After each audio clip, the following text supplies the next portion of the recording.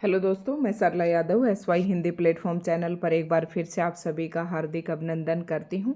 और आज class number 29 रहने वाली है और अभी तक जो 28 क्लासेस मैं अपलोड कर चुकी हूं। अगर ये सारी क्लासेस आप देखना चाहते हैं तो LT grade, EMRS, TGT, PGT, estate के नाम से आपको चैनल पर प्लेलिस्ट मिल जाएगी। वहाँ पर ये सारी क्लासेस आप देख सकते हैं। और ये जो मैंने 28 क्लासेस डाली हैं, इनमें मैंने हिंदी साहित्य बिल्कुल शुरू से शुरू किया है, तो आप वहाँ से देख सकते हैं। साथ ही दोस्तों, SY हिंदी प्लेटफॉर्म के नाम से ही मेरा टेलीग्राम चैनल है, आप उसे भी ज्वाइन कर लें। वहाँ पर HPSC से रिलेटेड या फिर आपके एस्टेट से रिलेटेड या फिर जितनी भी वीडियो मैं यूट्यूब पर अपलोड करती हूँ, वो सारी वीडियोस में वहाँ पर भी सारी बातें शेयर करती हूँ, तो आप वहाँ से भी देख सकते हैं। तो दोस्तों, क्लास नंबर 19 में हमने क्या क्या पढ़ा था, ये मैंने टॉपिक जैसे कि आप सबके सामने ये स्क्रीन पर दिखाई दे रहा है। वल्लभ संप्रदाय की मैंने शुरुआत कर दी थी और वल्लभ संप्रदाय में एक नाम आता है विट्ठल नाथ। और विट्ठल नाथ ने क्या किया था, अष्टछाप की स्थापना की थी। तो यहाँ तक हम ये सारा पढ़ चुके थे। इससे पहले के उसमें ये सारी बातें मैंने कल की वीडियो में बताई थी। जो अष्टछाप के 8 कवि थे, यहाँ से आपको दिखाई दे रहा होगा, ये बात इम्पोर्टेंट है। यहाँ से जो विट्ठल नाथ थे, ये वल्लभाचार्य के पुत्र थे और इन्होंने अष्टछाप की स्थापना की। अष्टछाप का मतलब है इसमें 8 कवि थे, जिसमें ये ऊपर के 4 मैंने बताए थे कि वल्लभाचार्य के शिष्य थे और नीचे के जो 4 थे ये विट्ठल नाथ के शिष्य थे। तो ये सारी बातें हम पढ़ चुके हैं इससे पहले की वीडियो में। अब अष्टछाप के एक एक कवि को करके हम एक एक के बारे में पढ़ेंगे। और यहाँ तक जो है मैंने कुम्भन दास, पहला जो अष्टछाप का कवि था वो कुम्भन दास था और कुम्भन दास के बारे में मैं सारा सब कुछ पढ़ा चुकी हूँ। और दूसरे नंबर पर आता है सूरदास और अब हम पढ़ेंगे सूरदास के बारे में। सूरदास के बारे में मैंने कल शुरुआत कर दी थी, तो यहाँ से आप देख सकते हैं। इस सूरदास के बारे में हम यहाँ से मैंने कल की वीडियो में छोड़ा था कि हिंदी साहित्य में भ्रमर गीत काव्य परंपरा का प्रवर्तन जो है सूरदास ने किया था।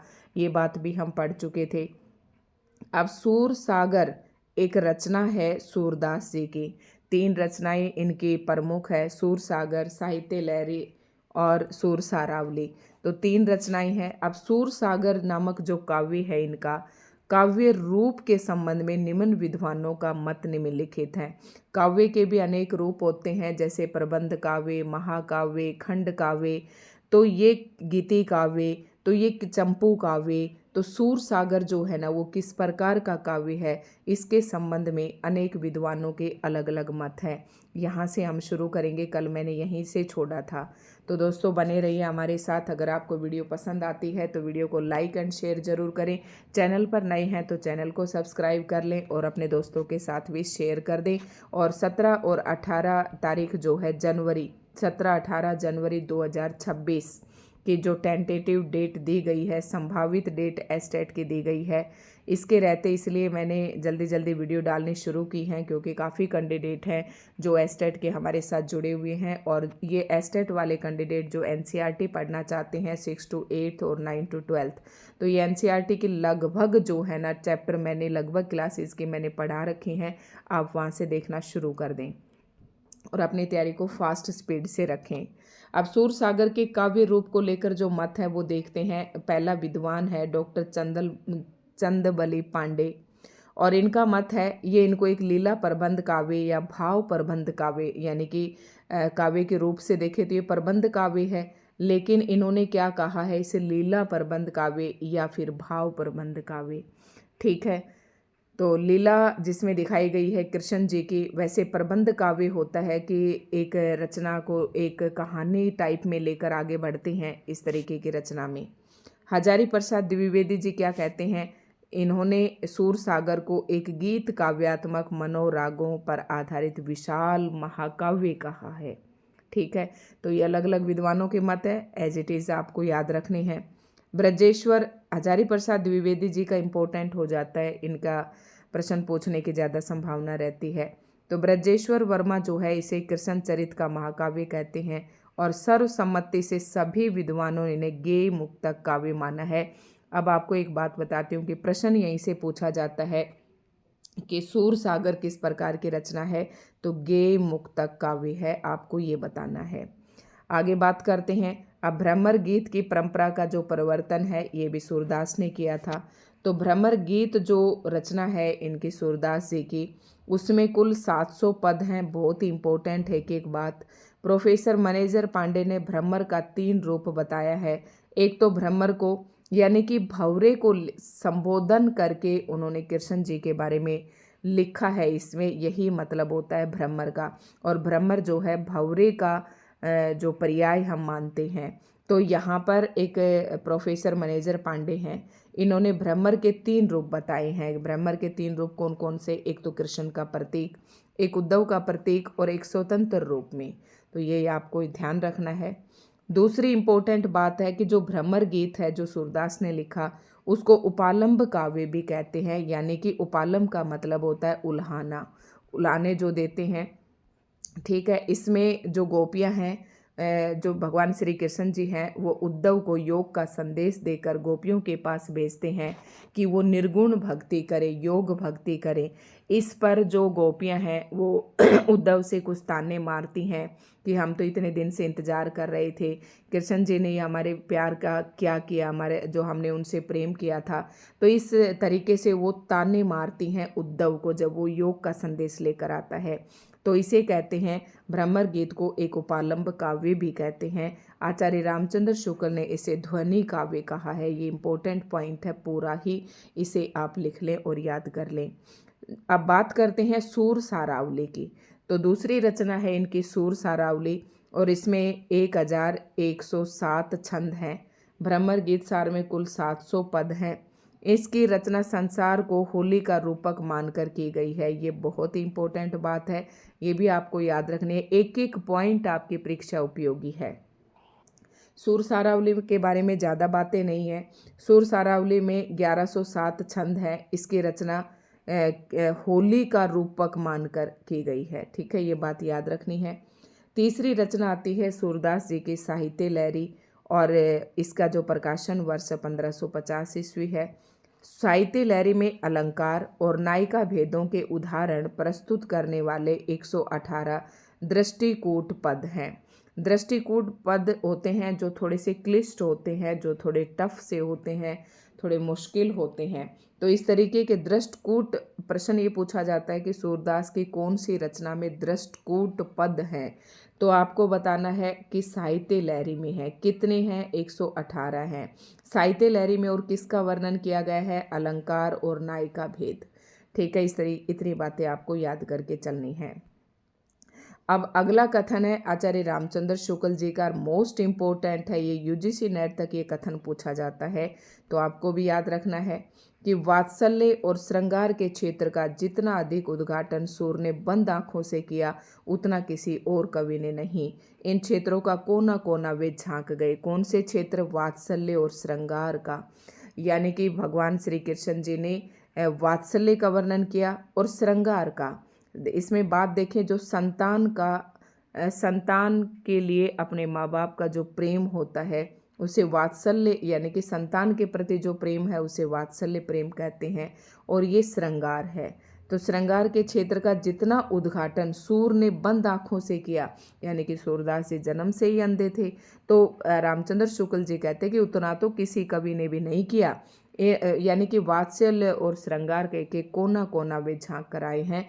तो ये कथन आपको याद रखना इम्पोर्टेंट है, रामचंद्र शुक्ल जी ने कही है सूरदास जी को लेकर ये बात। दूसरा कथन है और वो भी बहुत ही इम्पोर्टेंट है। शुक्ल ने एक बात और कही है, और आचार्य रामचंद्र शुक्ल जी का एक इतिहास था, हिंदी साहित्य का इतिहास, जैसे सभी विद्वान बंद आँखों से स्वीकार करते हैं, उसमें कही गई एक एक बात को। तो रामचंद्र शुक्ल जी ने क्या लिखा है? सूर की बड़ी भारी विशेषता है नवीन प्रसंगों की उद्भावना। बहुत ही इम्पोर्टेंट पॉइंट है, नवीन प्रसंग, यानी कि जब कोई भी रचना हम लिखते हैं तो पुराने जो प्रसंग होते हैं, पुराने जो विषय होते हैं, उन्हीं को लेकर तो हर कवि रचना लिख देता है। लेकिन यहाँ पर रामचंद्र शुक्ल जी कहते हैं कि इन्होंने नवीन प्रसंगों का उद्भावन किया है, नए नए प्रसंगों को लेकर रचना की है। प्रसंगोद्भावना करने वाली ऐसी प्रतिभा हम तुलसी में भी नहीं पाते। ठीक है, तो इन्होंने बहुत ही अच्छे प्रसंग लेकर यानी कि नए नए प्रसंगों के बारे में हमें जानकारी दी है, रचना की है, उनका उल्लेख किया है। तो ऐसे कवि हैं सूरदास जी। तो ये याद रखना, नवीन प्रसंग यानी कि प्रसंगोद्भावना, प्रसंगों की उद्भावना किसने की है? सूरदास जी ने। और ये कथन किसका है? शुक्ल जी का। आपसे प्रश्न किसी भी तरीके से पूछ सकते हैं। शुक्ल जी ने लिखा है, आचार्यों की छाप लगी हुई 8 वीणाएं श्री कृष्ण के प्रेम लीला कीर्तन करने उठी, जिनमें सबसे ऊंची सुरीली और मधुर झंकार अंधे कवि सूरदास की वीणा की थी। बहुत ही अच्छी बात यहाँ पर कही है। आचार्यों की छाप लगी हुई 8 वीणाएं यानी कि अष्ट छाप के 8 कवि हैं। इनमें से श्री कृष्ण जी का कीर्तन या प्रेम लीला का वर्णन अगर किसी ने बहुत ज़्यादा या ऊंची आवाज़ या सुरीली या मधुर आवाज़ से किया है तो वो है सूरदास की वीणा। तो ये कथन भी आपका बहुत ही इम्पोर्टेंट है। एक कथन बेटा जरूर पूछा जाता है, इसे अच्छे से पढ़ लें। आचार्य हजारी प्रसाद द्विवेदी ने क्या बात लिखी? अभी हमने 3 कथन पढ़े, तीनों कथन हमने रामचंद्र शुक्ल जी के पढ़े हैं। और अगला कथन आता है हजारी प्रसाद द्विवेदी जी का। तो ये क्या लिखते हैं? सूरदास जब अपने विषय का वर्णन शुरू करते हैं तो मानो अलंकार शास्त्र हाथ जोड़कर उनके पीछे दौड़ा करता है। उपमाओं की बाढ़ आ जाती है, रूपकों की वर्षा होने लगती है, संगीत के प्रवाह में कवि स्वयं बह जाता है। देखो इसके बाद देखें उपमा, मतलब कृष्ण जी की जब उपमा उन्होंने अब कृष्ण जी के सुंदरता का, श्रृंगार का वर्णन किया, बाल लीला का वर्णन किया, तो बहुत सी उपमाएं दी हैं। जैसे किसी के मुख को हम किसकी उपमा दे देते? चंद्रमा की। तो इस तरीके से उपमाओं की बाढ़ आ जाती है और बहुत सारे रूपकों की वर्षा होने लगती है। रूपक और उपमाओं का खुलकर प्रयोग किया है, ऐसा कथन कहना है हजारी प्रसाद द्विवेदी जी ने कहा है। सूरदास की मृत्यु पर विठलदास ने कहा था, पुष्टि मार को जहाज जात है, जाए कछु लेनो होय सो लेऊ। ये बात मैंने पहले भी बताई थी कि ये पंक्ति किसकी है? तो ये विठल नाथ की पंक्ति है। किसके संदर्भ में कही? सूरदास के संदर्भ में कही। अब यहाँ पर आपसे पूछ ले, पुष्टि मार्ग का जहाज यहाँ किसको कहा है इन्होंने? तो सूरदास जी को कहा है। दोस्तों बहुत ही प्यारे प्यारे क्वेश्चन है जो आपके सीधे तौर पर परीक्षाओं में रखे मिलेंगे। और जब आप जो मैं पढ़ा रही हूँ अगर आपने वो सारा पढ़ लिया कंटेंट तो पेपर देखकर आपका दिल खुश हो जाएगा।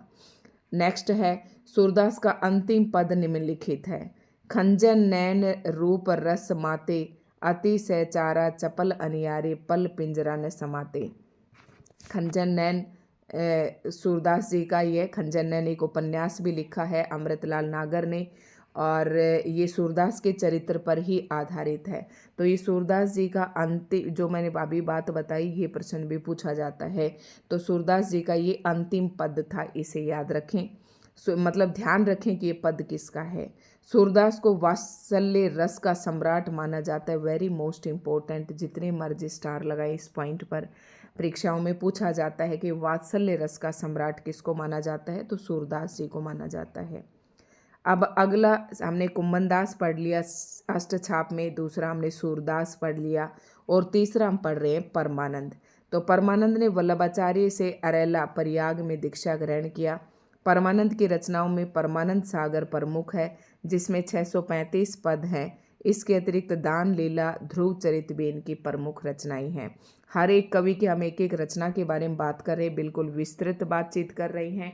उसके विषय वस्तु के बारे में भी हम जानने का प्रयास कर रहे हैं। यहाँ से आपका एक भी प्रश्न नहीं छूटेगा। तो अभी तक कुम्भनदास, सूरदास, परमानंद दास और फिर कृष्णदास, ये वल्लभाचार्य के शिष्य थे चारों। लेकिन ये अष्टछाप के पहले 4 कवि हैं, 4 आचार्य हैं, जिनको बिल्कुल मैंने क्रम से बताया है। तो परमानंद दास की रचनाएं यहाँ से आप लिख लें ये तीनों। अगला आता है चौथा कृष्णदास। ये कुणबी जाति के शूद्र थे। इनके प्रमुख ग्रंथ है जुगलमान चरित्र, भ्रमर गीत। देखो कृष्णदास जी ने भी भ्रमर गीत लिखा है, ये बात भी इम्पोर्टेंट है। ठीक है, प्रेम तत्व निरूपण, तीनों रचनाएं इंपॉर्टेंट है, इनकी रचनाएं भी पूछी जाती है। आप इन्हें नोट्स कैसे बनाएंगे? जैसे अष्टछाप के कवि लिखें 1 2 3 4 इस तरीके से करके, यहाँ पर क्रम संख्या, फिर यहाँ पर कवि, फिर इनके कवि का जो विषय रचनाएं, फिर इनकी विषय वस्तु। इस तरीके से आप यहाँ से लिख सकते हैं एक ही जगह पर सारी बातें। ठीक है, तो अब अगला आता है गोविंद स्वामी। तो गोविंद स्वामी ब्रजमंडल के महावन नामक स्थान पर रहते थे। ये पॉइंट इतना इम्पोर्टेंट नहीं है। गोविंद स्वामी जहाँ रहते थे वह स्थान गोविंद स्वामी की कदम खंडे नाम से प्रसिद्ध है। तो ये प्रश्न कहीं पूछ भी लें या ना भी पूछे इतना इम्पोर्टेंट नहीं है, बट हर एक बात हमें पढ़ना हमारे लिए ज़रूरी है। अकबर के नवरत्न में तानसेन गोविंद स्वामी से संगीत गायन की शिक्षा ग्रहण करते थे। अकबर के 9 रत्न थे जिनमें एक संगीतकार था तानसेन। तो तानसेन ने किससे शिक्षा ग्रहण की थी संगीत की? तो वो गोविंद स्वामी से की थी। इनके पदों का संकलन गोविंद स्वामी के पद नाम से प्रसिद्ध है। बस इनके बारे में इतना ही है। इनकी रचनाएं बहुत ज़्यादा नहीं है। तो अष्टछाप वैसे महत्वपूर्ण है पर बहुत ज़्यादा रचनाएं नहीं हैं। अगला आता है छेद स्वामी। ये बीरबल के पुरोहित थे। पुष्टि मार्ग में दीक्षित होने के बाद ये गोवर्धन पर्वत के निकट पुंछरी नामक स्थान पर तमाल वृक्ष की छाया में रहते थे। इनके स्फुट रचनाओं का संकलन पदावली नाम से प्रसिद्ध है। तो इनकी एक ही रचना है पदावली। ठीक है, छेद स्वामी की। अगला कवि आता है अष्टछाप का चतुर्भुज दास। ये प्रसिद्ध अष्टछाप कवि कुम्मन दास के कनिष्ठ पुत्र थे। एक ज्येष्ठ पुत्र होता है, एक कनिष्ठ पुत्र होता है, तो ये छोटे पुत्र थे चतुर्भुज दास। ठीक है, चतुर्भुज दास के स्फुट पदों का संकलन चतुर्भुज कीर्तन संग्रह, कीर्तनावली और दान लीला नाम से प्रसिद्ध है। तो ये यहाँ पर इनकी रचनाएं हो जाएंगी जिनमें इनके पद संकलित हैं। अब आता है और इम्पोर्टेंट, जितना कि सूरदास का स्थान है कृष्ण काव्य में उतना ही है नंददास का। बहुत ही इम्पोर्टेंट, यहाँ से भी प्रश्न जरूर पूछा जाता है। तो अष्टछाप के कवियों में नंददास का स्थान काव्य सौष्ठव और भाषा की प्रांजलता में सूरदास के बाद है। मैंने बताया ना, कोई कम स्थान नहीं है इनका। नंददास के ग्रंथ देखते हैं और काफ़ी बार परीक्षाओं में इन्हें क्रम से व्यवस्थित करना भी पूछा जाता है, वैसे भी पूछ लिया जाता है, इनकी विषय वस्तु भी पूछ ली जाती है। तो नंददास जी अगला जो कृष्ण काव्य के अंदर कवि आता है, अष्टछाप के 8 तो हमने पढ़ लिए, तो 9वें नंबर पर आप लिख लें नंददास। नहीं, एक मिनट, मैं फिर से आपको दिखा देती हूँ। ये थे ना, तो नंददास अंतिम है भाई। नंददास सबसे लास्ट में, ये अष्टछाप में ही है। नंददास अंतिम है और यहाँ से इनका बहुत ही इम्पोर्टेंट पॉइंट्स हैं। तो इनकी सबसे पहली रचना है अनेकार्थ मंजरी। अब आप यहाँ देख रहे होंगे कि इनका प्रकाशन वर्ष नहीं है क्योंकि ये भ्रमित है, प्रमाणिक नहीं है, तो इसलिए नहीं दिए गए हैं और इस तरीके के प्रश्न इनके प्रकाशन वर्ष से संबंधित आपसे पूछे भी नहीं जाएंगे। अनेकार्थ मंजरी में 228 पद हैं। ये पर्याय कोश है, यानी कि पर्याय कोश, पर्यायवाची कोश मतलब खजाना शब्दों का, जिस तरीके से डिक्शनरी होती है उस टाइप से है। मान मंजरी में क्या है? अमर कोश के आधार पर लिखा गया पर्याय कोश है ये भी। सुदामा चरित में क्या है? श्रीमद् भागवत की कथानक पर सुदामा कृष्ण के साख्य भाव का वर्णन है। ये पॉइंट इंपॉर्टेंट है, इसे याद कर लें। सुदामा चरित है और श्रीमद् भागवत की कथानक पर आधारित है और इसमें साख्य भाव का वर्णन किया गया है। सखा रस मंजरी नंददास की अगली रचना है। इसमें नायिका भेद, जैसे नायिकाओं के कई भेद होते हैं, उनका वर्णन किया गया है। रूप मंजरी में लघु प्रेमाखान काव्य है यह एक। विरह मंजरी में क्या किया गया है? नायिकाओं का विरह वर्णन है, इसमें 12 मासा भी है। ये प्रश्न आपसे पूछ रख सकते हैं कि नंददास जी की कौन सी रचना है जिसमें 12 मासा का भी वर्णन किया गया है? तो वो विरह मंजरी है। प्रेम बारखड़ी, श्याम सगाई, और श्याम सगाई में श्यामा और श्याम की सगाई का वर्णन है। उसके बाद रुक्मणी मंगल, इसमें विवाह काव्य है। और भंवर गीत, मैंने बताया था ना, नंददास ने भ्रमर की परंपरा शुरू कर दी थी सूरदास ने, तो भंवर गीत के नाम से किसने लिखा? ये नंददास ने लिखा। अगर आप कंफ्यूज होते हैं तो नंददास ने क्या लिखा? नंददास ने भंवर गीत लिखा, यानी कि गीत कौन गाती हैं? ननद गाती हैं। इस तरीके से आप इसे याद कर ले, कभी ज़िंदगी में भी कंफ्यूज नहीं होगे। आगे है भंवर गीत में क्या है, सगुण और निर्गुण पर गोपी और उद्धव का संवाद है। ठीक है, गोपियों का और उद्धव का संवाद है निर्गुण और सगुण को लेकर। ठीक है, सगुण गोपियाँ कहती हैं कि हम तो सगुण भक्ति को अपनाएंगे, कृष्ण जी की भक्ति करेंगे, लेकिन उद्धव कहता है कि योग का संदेश लेकर आता है जो श्री कृष्ण जी ने दिया था कि तुम निर्गुण भक्ति करो। तो इस पर उनके संवाद होते हैं। अगली बहुत ही इम्पोर्टेंट है रास पंचाध्यायी। ये नंदास जी की काफ़ी इम्पोर्टेंट रचना है। इसमें कृष्ण की रास लीला का अनुप्रासादी युक्त साहित्यिक भाषा में वर्णन है। तो इसमें इम्पोर्टेंट क्या माना जाता है कि नंददास जी ने रास पंचाध्यायी किस छंद में लिखी, तो ये रोला छंद में लिखी थी। ये याद रखना है, ये पीजीटी एस्टेट में भी एक बार प्रश्न पूछा गया था। उसके बाद देखते हैं, थोड़ा सा और है अभी। और नेक्स्ट और वेरी मोस्ट इम्पोर्टेंट रचना सिद्धांत पंचाध्यायी, ये भी इम्पोर्टेंट रचना है। और रास पंचाध्यायी, ये दोनों पूछी जाती हैं पेपर में। इसमें भी कृष्ण की रास लीला का वर्णन है। दसम स्कंद भाषा, श्रीमद् भागवत के दसम स्कंद का पद्य में अनुवाद है। देखो ये बात यहाँ पर आ गई है, जो मैं आपको बता रही थी वो यहाँ दी गई है। रास पंचाध्यायी रोला छंद में लिखा गया है। वियोगी हरि ने इसे हिंदी का गीत गोविंद कहा है। ये 5 अध्याय में विभक्त है। ये प्रश्न आपसे पूछ सकते हैं, रास पंचाध्यायी किस छंद में लिखा गया है, तो रोला छंद में। कितने अध्याय हैं, तो 5 अध्याय हैं। वियोगी हरि ने इसे क्या कहा है, तो हिंदी का गीत गोविंद कहा है। इसमें 3-4 प्रश्न यहाँ बन जाते हैं। हिंदी के समस्त भ्रमर गीतों में नंददास का भंवर गीत दार्शनिक दृष्टि से सबसे सर्वश्रेष्ठ है। नंददास को किसकी उपाधि दी गई, ये प्रश्न भी इम्पोर्टेंट है। तो नंददास को जड़िया कहा जाता है। अब यहाँ पर इनके बारे में एक पंक्ति है, और कवि गड़िया नंददास जड़िया। ठीक है, तो इम्पोर्टेंट है ये दोस्तों। यहाँ पर आप सारी बातें अपनी नोट डाउन कर लें और इसको पढ़ लें। यहाँ पर नो समझ लो कि कृष्ण काव्य आपका लगभग यहाँ पर कंप्लीट हो जाता है। अब कुछ एक संप्रदाय और बचते हैं, इनको हम कल कंप्लीट कर देंगे और उसके बाद फिर सारे संप्रदाय पढ़ेंगे एक एक करके। कृष्ण काव्य का हम कुछ भी छोड़ने वाले नहीं हैं। तो दोस्तों आज की वीडियो आपको कैसी लगी मुझे कमेंट करके ज़रूर बताएं, और उम्मीद करती हूँ कि कंटेंट आपको बहुत ही पसंद आ रहा होगा। अगर कंटेंट आपको पसंद आ रहा है तो कमेंट ज़रूर करें। और इस पुस्तक का नाम है सरस्वती पांडे गोविंद पांडे। ठीक है, सरस्वती पांडे गोविंद पांडे। बस दोस्तों वीडियो को लाइक करें, शेयर ज़्यादा से ज़्यादा करें। सरस्वती पांडे गोविंद पांडे, वैसे आप लोगों की तरफ से बहुत ही अच्छा रिस्पॉन्स मिल रहा है, इसलिए मैंने ये जो वीडियो है आज मैं लगातार डालने का प्रयास कर रही हूँ। धन्यवाद।